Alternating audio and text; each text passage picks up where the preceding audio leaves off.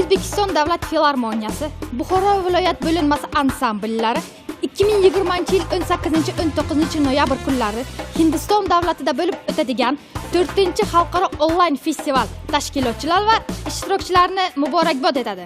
The State of Philharmonic of Uzbekistan, the branch of Bukhara, congratulate all participants of the 4 International Festival Folklore of India.